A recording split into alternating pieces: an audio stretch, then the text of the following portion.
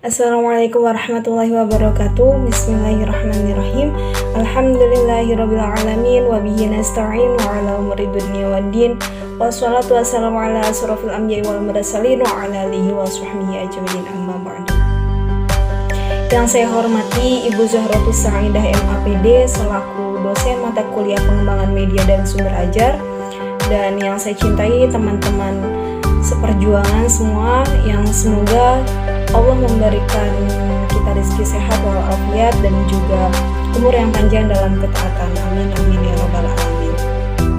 Langsung saja, kami dari kelompok 2 yang beranggotakan 5 orang, yaitu yang pertama Zahratul Munawwaroh, yaitu saya sendiri sebagai pemateri 1, dan juga ada Cahya Bahtiar sebagai pemateri 2, kemudian ada Yulianti sebagai pemateri 3, lalu ada Muhammad Riyadul Istira sebagai pemateri 4, dan juga yang terakhir ada Naila Niswatul Azra sebagai pemateri 5. Nah, insya Allah beberapa menit ke depan kami dari kelompok 2 akan memaparkan materi tentang media pembelajaran di SMP. Nah, media pembelajaran yang kita ambil yaitu media pembelajaran puzzle. Nah, sebelum mulai, alangkah lebih baiknya kita membaca basmalah bersama-sama. Bismillahirrahmanirrahim. Baik, langsung saja. Materi pertama akan disampaikan oleh saya sendiri, yaitu mengenai tentang pengertian media puzzle. Baik, materi yang pertama yaitu tentang pengertian media puzzle. Apa sih media puzzle itu? Jadi, media itu secara harfiah berarti perantara atau pembawa pesan dari pengirim pesan. Secara lebih luas, pengertian media dalam proses pembelajaran itu cenderung diartikan sebagai alat-alat grafis, fotografis, atau elektronis, yang mana tujuannya untuk menangkap, memproses, dan menyusun kembali informasi visual atau verbal sehingga dapat merangsang pikiran, perasaan, perhatian, dan minat serta perhatian siswa dalam proses pembelajaran. Nah, dengan adanya media pada proses pembelajaran diharapkan membantu guru dalam meningkatkan pemahaman belajar siswa sehingga dapat tercapainya tujuan pembelajaran tersebut. Itu. Nah, puzzle sendiri itu adalah suatu gambar yang dibagi menjadi beberapa potongan gambar yang bertujuan untuk mengasah daya pikir, melatih kesabaran, dan membiasakan kemampuan berbagi. Seperti itu. Nah, selain itu, media puzzle juga dapat disebut permainan edukasi. Mengapa seperti itu? Karena tidak hanya untuk bermain, tetapi juga mengasah otak dan melatih antara kecepatan pikiran dan juga pengenalan. Oleh karena itu, media puzzle itu diharapkan dapat membantu meningkatkan pemahaman peserta didik. Nah, jadi melalui puzzle, siswa-siswi itu akan mencoba memecahkan masalah, yaitu menyusun kata menjadi utuh. Jadi bermain puzzle itu juga dapat melatih koordinasi tangan dan mata untuk mencocokkan kepingan-kepingan puzzle dan menyusun menjadi satu gambar. Mungkin seperti itu. Mungkin sekian yang dapat saya sampaikan. Materi selanjutnya akan disampaikan oleh Saudara Cahya Bahtiar. Ya, Assalamualaikum warahmatullahi wabarakatuh. Nama saya Cahya Bahtiar. Saya akan melanjutkan materi yang kedua, yaitu cara membuat media belajar dengan menggunakan media permainan puzzle. Selamat menyaksikan.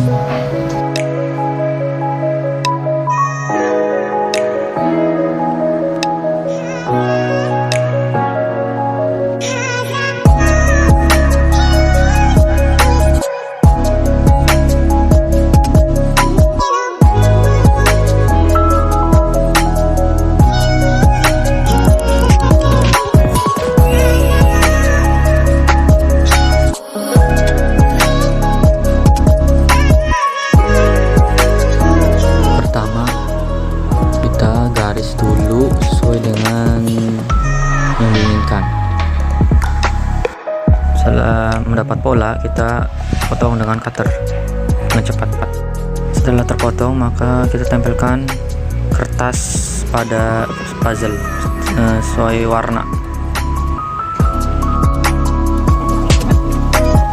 Maka inilah hasilnya. Ini hasil setelah sudah ditempel semua.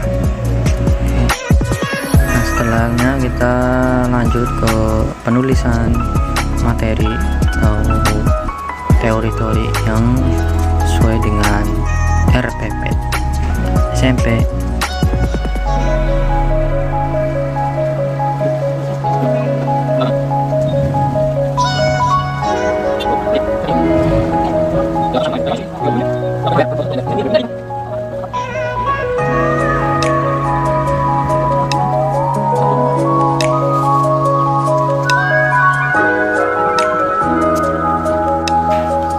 Nah, inilah adalah penampakan sudah semuanya, jadi tinggal diterapkan ke sekolah.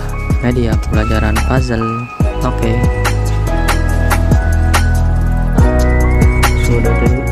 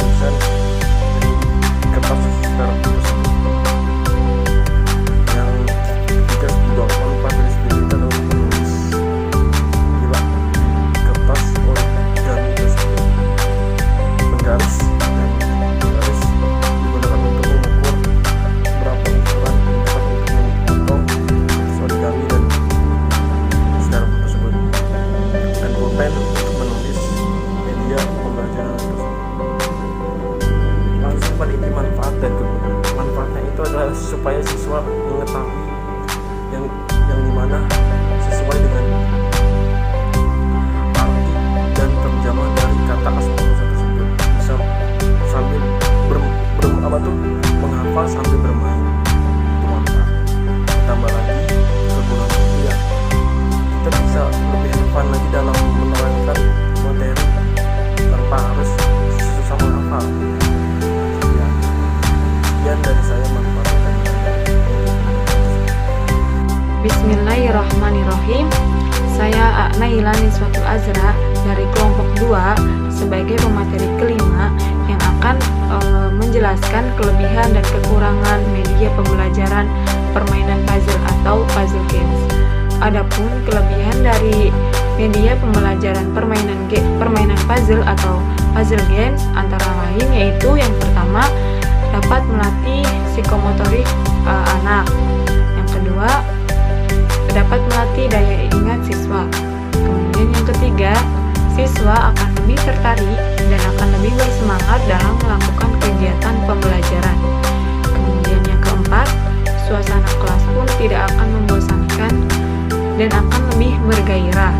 Kemudian yang kelima, terjadinya interaksi antara satu siswa dengan siswa yang lainnya dan antara siswa dengan gurunya. Kemudian yang keenam, siswa akan lebih aktif dan kreatif dalam melakukan kegiatan pembelajaran. Kemudian yang ketujuh, siswa mampu bekerja sama dengan kelompoknya. Yang kedelapan, siswa akan lebih termotivasi untuk melakukan kegiatan pembelajaran.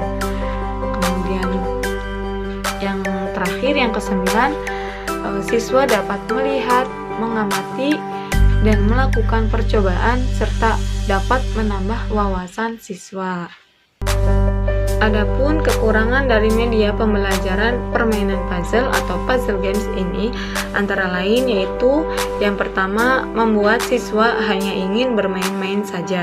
Kemudian yang kedua, siswa akan lebih asik sendiri dengan susun-menyusun tanpa memperhatikan arahan dari gurunya. Kemudian yang ketiga, suasana kelas pun akan sedikit menjadi ribut. Kemudian yang keempat, waktu yang dibutuhkannya pun kurang efektif dan kurang efisien. Kemudian yang terakhir, yang kelima, biaya yang diperlukan dalam membuat alat peraga pada media pembelajaran ini pun cukup besar. Mungkin sekian dari saya.